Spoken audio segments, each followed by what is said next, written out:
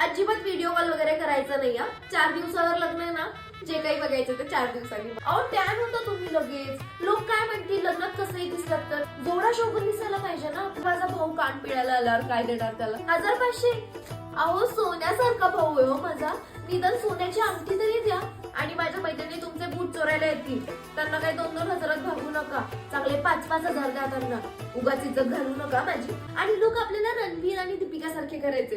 काय मस्त फोटो येतील ना. तुम्ही फोटोत जास्त हसू नका.